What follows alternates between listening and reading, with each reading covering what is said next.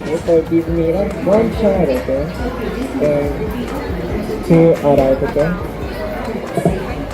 Thank you so much. Okay. ได้ตั๋วแล้วนะคะ 私たちはแผนที่ด้วยภาษาไทยไปกันเอามาถึงดิสนีย์แลนด์แล้วนะคะไปเร็วมาดูอะไรกันดีเอาใจดีเลยตามพวกเรามาเลยก้า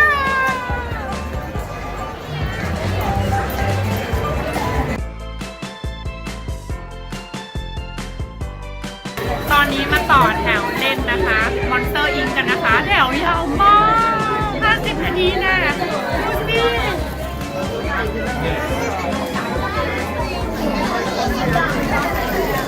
เราก็จะรอกันต่อไปนะคะคิริวรอได้ไหมครับคิริวรอได้ไหมรอคอยได้ไหมได้นะกำลังจะได้เข้าแล้วนะคะ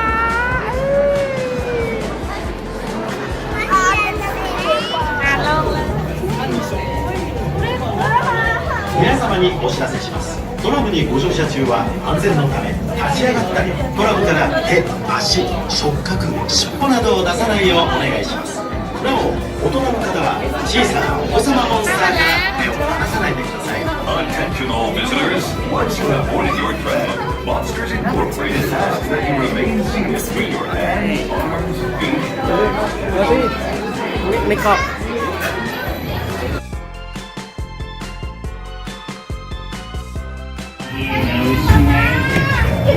เฮ้ย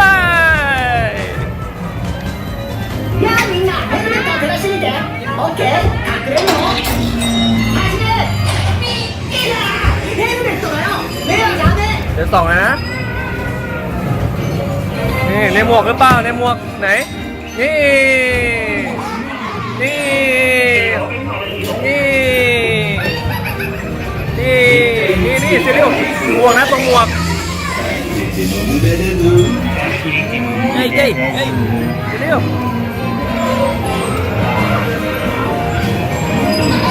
นี่บลูป้าは聞こえるけど、どこだい？ブルー。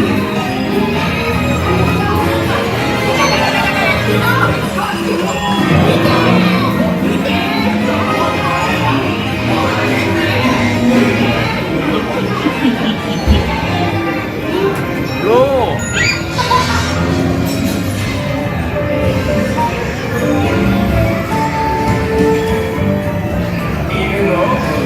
見えないの？この辺にいるはずなのに。ブーは隠れるのがうまいな。こっちも。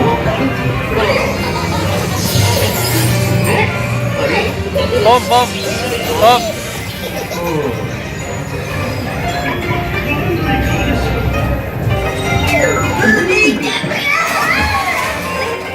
เดี๋ยวส่องตรงหมวกนะ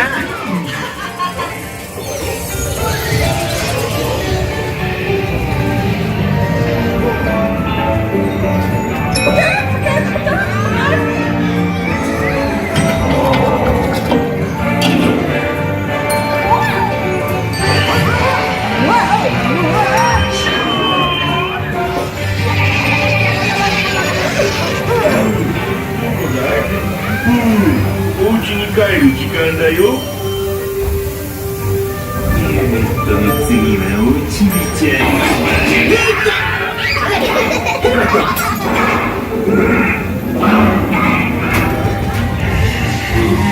新しいヘルメットだよ。นี่ไงถังสวัสดีฉันเจ้าลี่แวนสวัสดีแซนอ้าวไปแล้วสนุกมากๆเลยนะเด็กเนาะบีแบบอึ้งไปเลยท่านผู้ชมนี่อย่างเงี้ยบีตรงใจนี่เลยป้า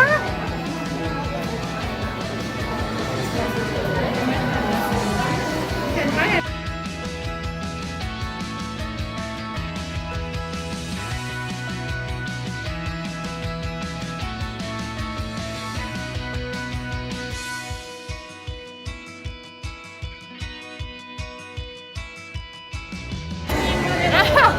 เรามาอยู่ที่บัสไลท์เยียร์นะคะ เด็กๆชอบมากไฮไลท์เลย ตามเข้ามาดูดีกว่าช่องนี้ที่ป๊าเป็นคนผ่านบัสพาสให้เรียบร้อยแล้วนะไม่งั้นนะคนเยอะมาก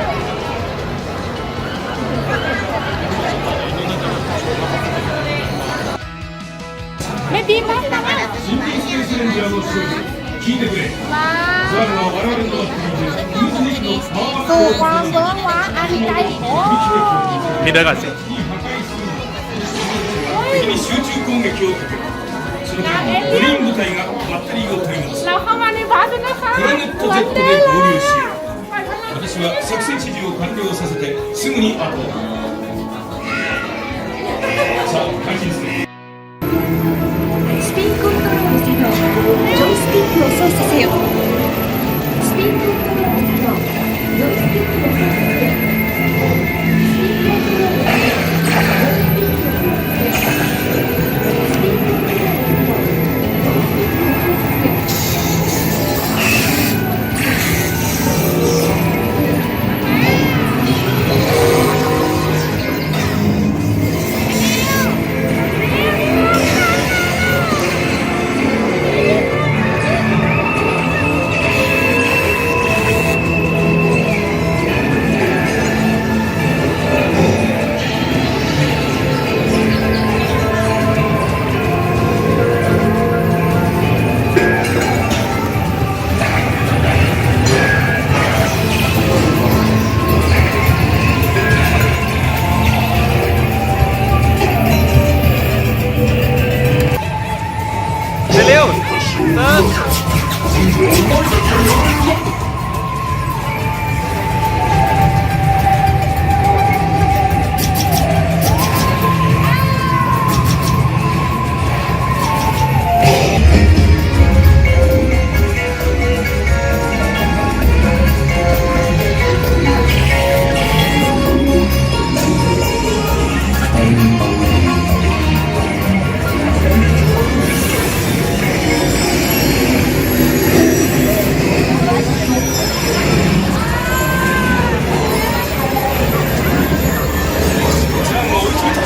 全力で攻撃を続けろ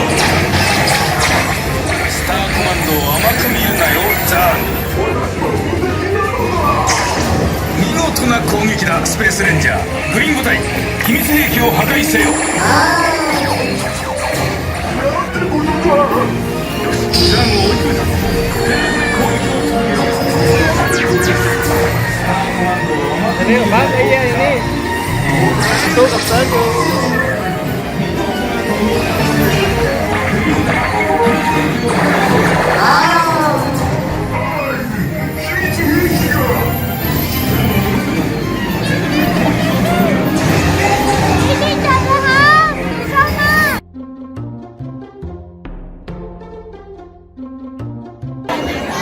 เดี๋ยวจะมาจับลอตเตอรี่นะคะวันแมนชมอลโลแลนด์เราไปดูวันไหนบ้างเนี่ย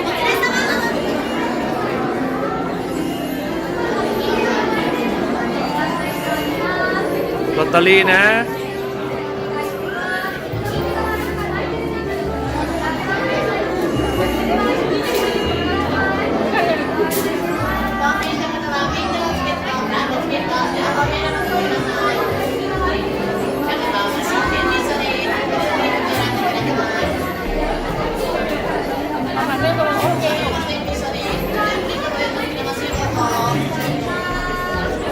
กดสตาร์ทมาลุ้นกัน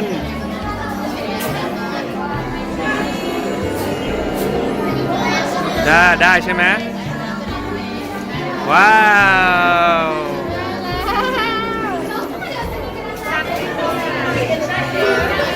เดี๋ยวเราได้ตั๋วที่เราไป เดี๋ยวเราตั๋วที่เราไป วันรีแมน รางวัลมานะคะวันแมนรีม วันเป็น เดี๋ยวเราไปดูที่นั่งนะดี62เด็กๆมานี่เรา เชิญเลยครับ ตามแบบนี้ไปตามแบบนี้ไป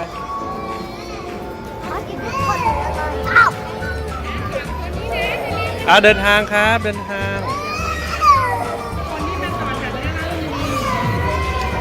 พี่เร็ว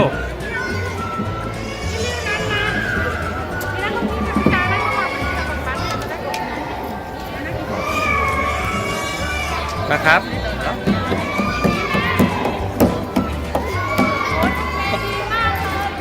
ดีเลยเพราะว่าตั๋วดีชื่อเข้าไปต่อแถวที่อยู่ริมๆนะคะทำเลไม่ดี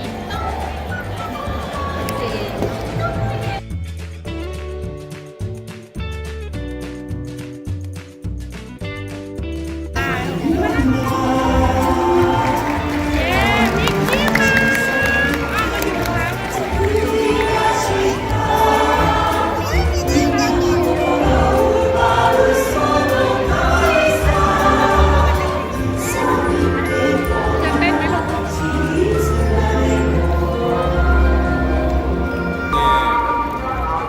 ที่มันไม่มีสีเลยลูก เมื่อก่อน เฮ้ย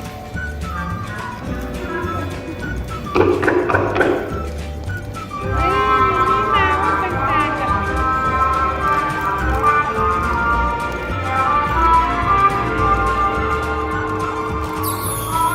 เฮ้ยหน้าเป็นสีนะเฮ้ย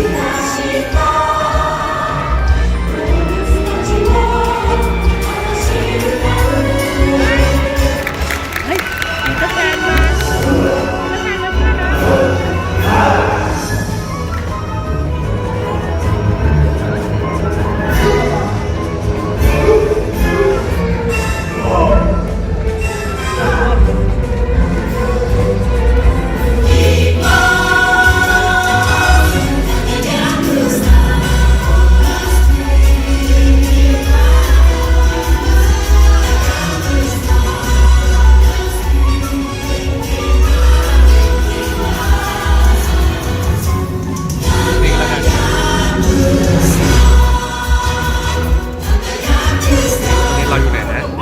อยู่เครื่องเล่น Star Tour ใช่ไหมครับใช่เล่น Star Wars จะเรียกกลัวไหมเนี่ย ไม่กลัวเนาะ เดี๋ยวเราลองไปเล่นดูนะครับ มันเป็นเครื่องเล่นใน สตาร์ทัวร์คืออะไร Star Tour มันจะพาเราไปท่องอวกาศนะครับอ่า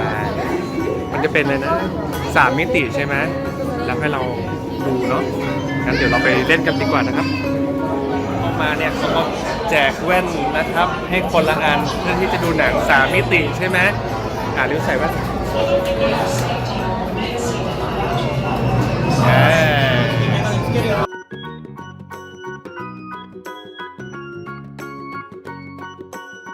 ไงบ้างเซเลว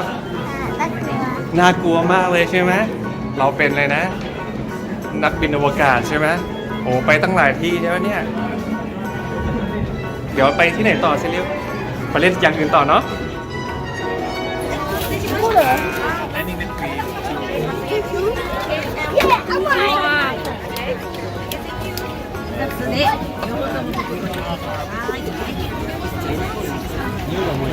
เซรีเบบีทางนี้ครับมานี่แล้วมานี่แล้ว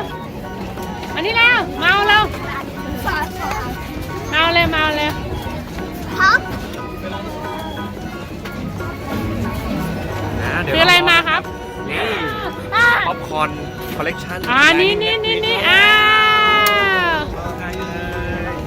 ありがとう เทเลียวโชว์หน่อยครับหันมาโชว์หน่อยแล้วเทเลียวบีไปแล้ว บีมาแล้ว บีไป บีมาแล้ว อ้าวป๊าเทเลียวชอบไม่ได้ชอบนี่ไฮไลท์ของวันนี้ก็คือสิ่งนี้อ้าวหิวจังเลยทำยังไงดีนะเฮ้ยอ้าวอร่อยเดี๋ยวไหนเปิดสิ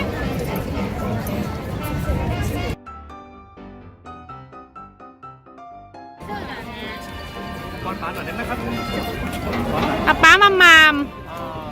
ป๊าไม่มีใครป้อนเลยอ่ะโห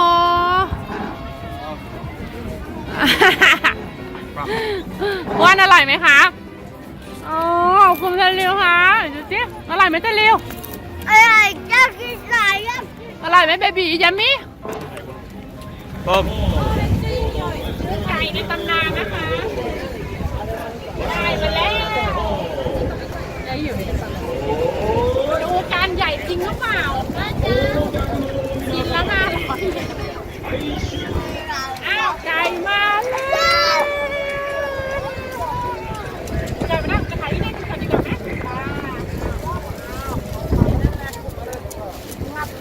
กินเลยมีแล้วไหมอ้าว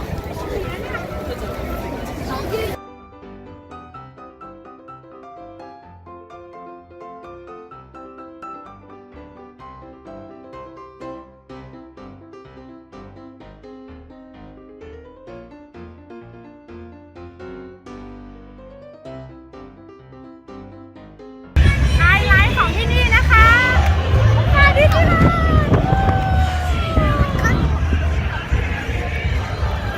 น้ำนม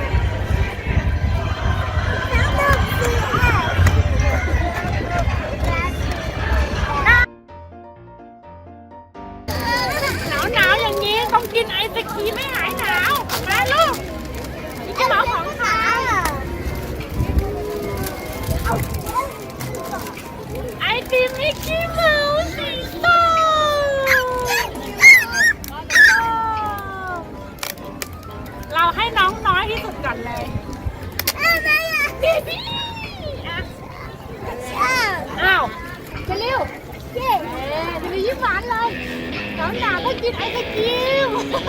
เอาจีบแล้วครับลูกย่าสีเล่นเนี่ยอันนี้ใช่ไหมนะมาป้ากันโคกี้ไอศกรีมหนาวมากเลย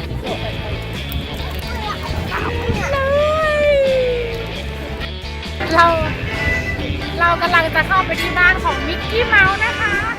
ป้ายบอกว่ารอ70 นาทีแม่เจ้า1 ชั่วโมง 10 นาที เราก็จะรอนะคะเพราะมันคือไฮไลท์ของที่นี่ไม่เจอมิกกี้เหมือนไม่ได้มาดิสนีย์แลนด์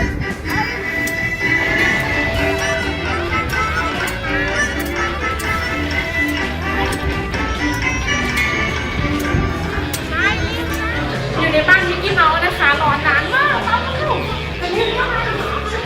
อมิกกี้เมาส์ค่ะ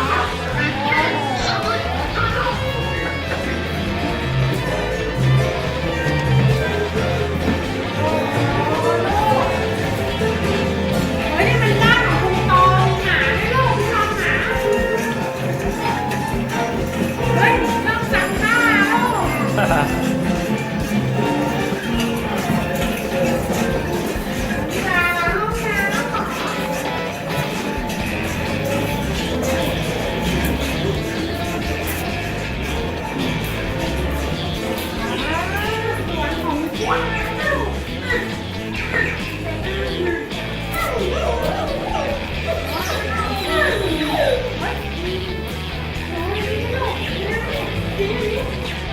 ใหญ่จังเลยเนาะเอาที่เลี้ยงไก่นะลูก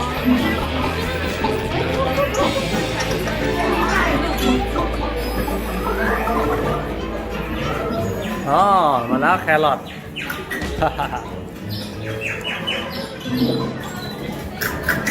อุ้ยใครกินแครอทอ่ะรับบิดหรือเปล่า